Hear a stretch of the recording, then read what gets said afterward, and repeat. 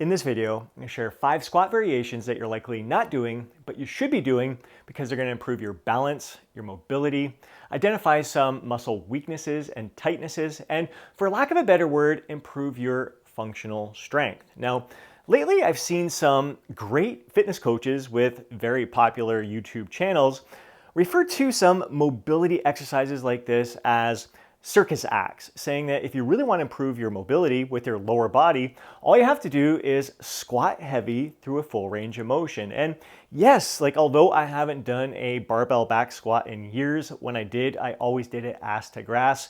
And now that I have substituted that for a hack squat instead, I bottom out that machine with every single rep. So I am working through as full a range of motion as you possibly can when it comes to the squat. And yes, it has improved my mobility. It's been great for my mobility, hips, knees, ankles, but it's only so good. There's still stuff that's lacking, as you're going to discover with these exercises here as I'm walking you through it. Now, it's important to note that I'm just starting to learn these exercises myself. I was introduced to them through the teachers at Yoga Hot AF in Windsor and Tecumseh, Ontario. Love those guys. I've been practicing yoga for almost 2 years now. Love these athletic movements that I've been incorporating into my overall training because they have identified some muscle weaknesses and imbalances that I didn't realize I had. Always thought I was strong, but I was only strong through certain movement patterns. So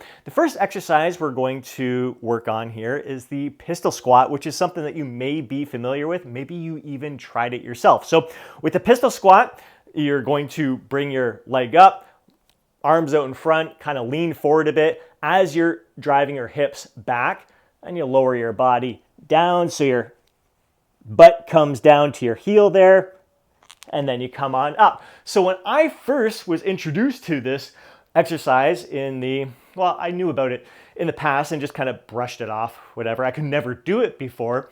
But the first thing that happened, as soon as I raised my leg up, my quadricep cramped up. And yes, the quad is involved in this exercise, especially the rectus femoris, which is one of the muscles that makes up your hip flexor. I realized that the other muscles within the hip flexor, the iliacus, the psoas, the pectineus, and even like the TFL, which is in a hip flexor muscle, the tensor fasciae lata, those muscles were weak and they weren't firing properly. So once I identified that weakness, that the quads, especially the rectus femoris, was taking over, doing too much of the work, I started incorporating some hip flexion exercises at the gym to really focus on strengthening those hip flexor muscles there. And it made a world of a difference. So although I still can feel the quad, I am now elevating my leg up, not just with the quadriceps, but I can feel the engagement with the rest of the hip flexor muscles in there as well. So that has made a world of a difference when it comes to doing the pistol squat and any kind of exercise where I need to raise that leg upwards. So now, in the beginning, first of all, ankle mobility is huge with this one. It's kind of a limiting factor for a lot of people there. Again, this is where the squatting heavy, full range of motion, I think has really helped me with being able to do this movement right from the start. But I also find if you kind of bring your knee up first, grab onto the bottom of your foot, so now you kind of tuck yourself, you're already in a forward position, you're a little bit braced, try to straighten out your leg from here. And now at this point, you feel a little bit more stable, a little bit more secure, and then you lower. And again, whoops, lost a little bit of balance there. If your ankle mobility is the issue, let me reground myself, then don't go through the full, you don't have to drop in the beginning. Don't drop all the way down.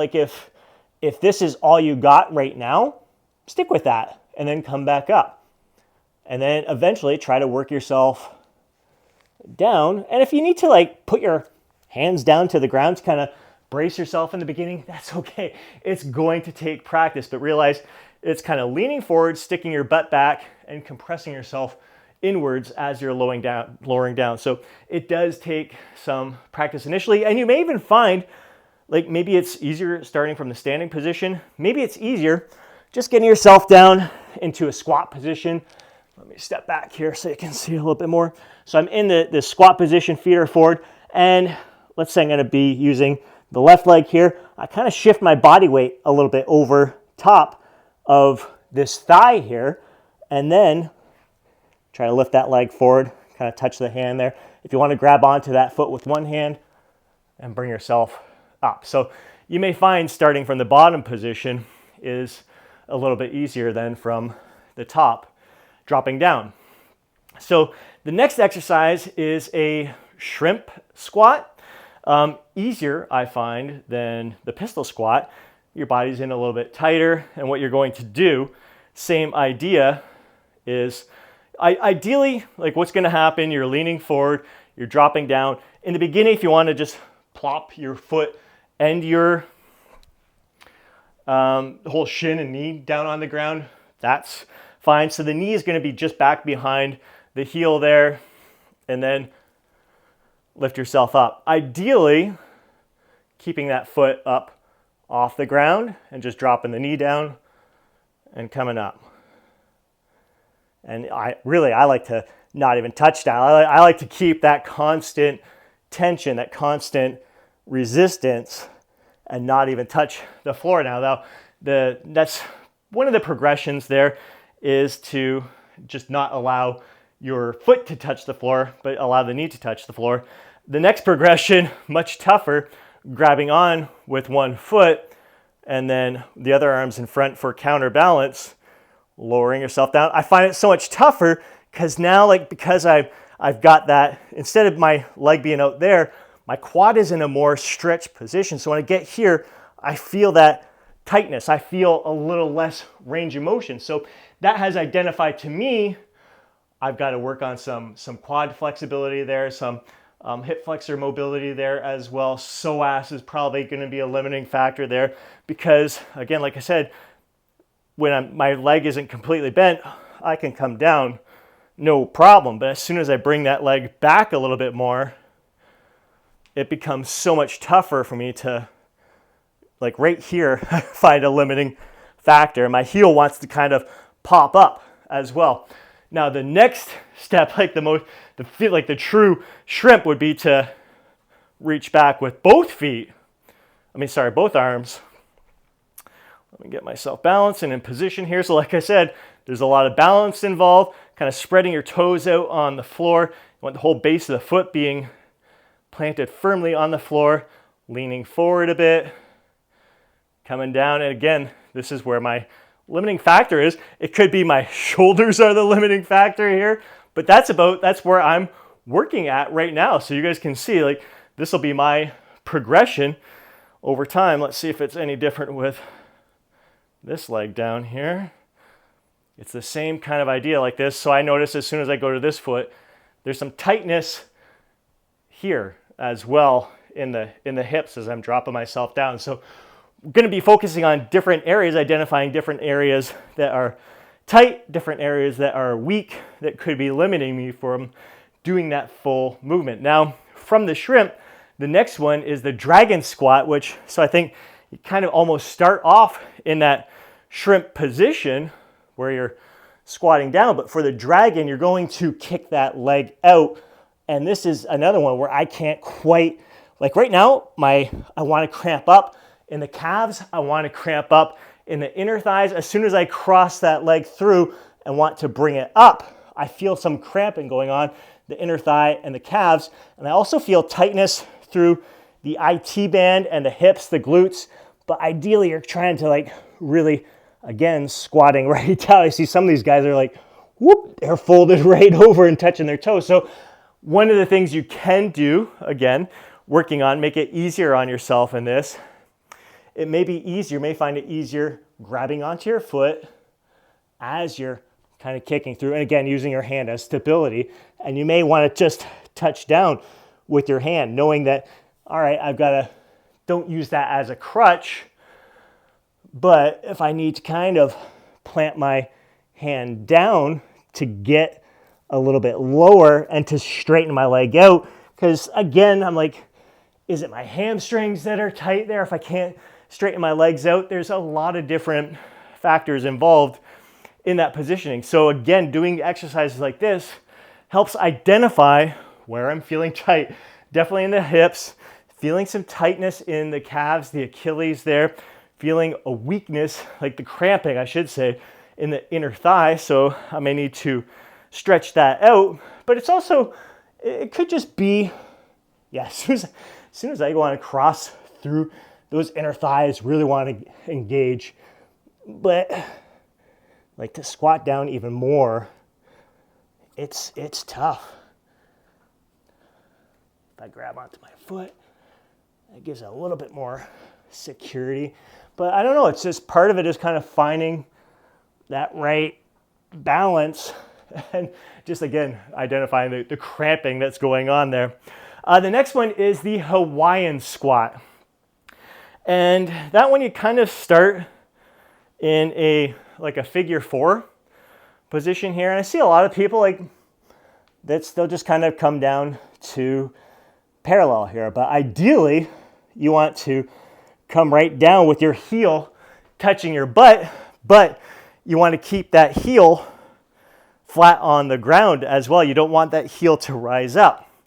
So although I can do a pistol squat, like I can come right down ass to grass there, when I'm putting this leg crossed over and I tried to come down, like right here is where I experience the tightness, like I can't get myself to go lower. And again, I think a part of it is a tightness with this leg across. I mean, you can always try bringing it, instead of your ankle across here, you bring your thigh a little over. It might give you a little bit more space to squat down. I mean, I can get pretty low, but again, even with that movement, I kind of feel the tightness in the calves. So it's kind of where I feel my ankle mobility could be improved a little bit more, but as well as the hip mobility, I think would be the huge difference maker when it comes to the Hawaiian squat.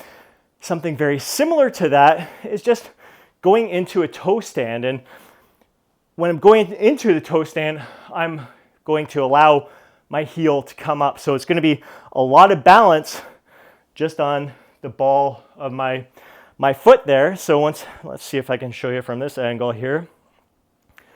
So crossing over, ideally, I want to try not to touch the ground here as I'm lowering. So as I come down, trying to keep my balance, let my heel pop up and try to sit, down on the heel. Actually, I'd say that's pretty good. Once you get, like if you need to kind of place your hands down on the ground to catch your balance, that's okay. And then just try to hold it here for a little bit. And then, getting up from there is definitely a challenge. So I like that idea of the toe stand because again, it's just engaging different muscles in the thighs and working balance in a different kind of way. So dropping myself down. Take your time with all of this as you're lowering yourself and then slowly pop that heel and try to land it. Woo. Yay me. Actually, that's honestly the best I've ever done. I'm glad I caught this on camera here. But getting up is the challenge from that point there. So, GP Talk, that was the best I ever did with that one, buddy. And just learning to practice that. Like, we do drop into toe stand quite a bit whenever we do different kinds of tree poses in yoga. I don't always do it. Sometimes I'll fly it instead. Get my feet up in the air. But like with a lot of these exercises, really great. So even though you're allowing the knee, let me do this leg here, the knee to travel forward over the toe, it's like these kind of exercises are so good for your knees. Really working a lot of the stabilizer muscles around the joint there and just working muscles, like I said, that again, aren't getting worked. Here I can squat a lot of weight, do a hack squat with a lot of weight, yet just raising my leg up in the air, I was cramping. Like I couldn't do this. I couldn't hold it for too long there. Even now I don't quite have, I would love to get it up even higher and hold it, but at least now, who knew that one of the best beneficial exercises was a hip flexion, either machine or using a cable or resistance band would be kind of one of those missing pieces in developing the functional strength, the full strength. My goal is to be as able-bodied as I possibly can be for as long as I can possibly work, for life. Like, I want to be able to live my life to the fullest. So that's why I'm incorporating these 5 exercises into my overall active lifestyle. You can use them even like as a warm-up at the beginning of your leg workout. Like, pick 1, pick 2, like whatever you want to kind of get the joints kind of lubricated, focus on the balance and everything, and then get into your squats, hack squats, all that kind of stuff, and go from there. My furry homie Chiefy dog here. Hey buddy, 13 years old. I probably should have had him doing some of this stuff as a pup, as an earlier age, because his hips and his knees are not the best right now. But hope you enjoyed this video. Would love to hear your feedback. We're learning and growing together, sharing this experience, sharing this journey together, building each other up, bringing out the best in each other, and improving together throughout the way. Catch you in the next video.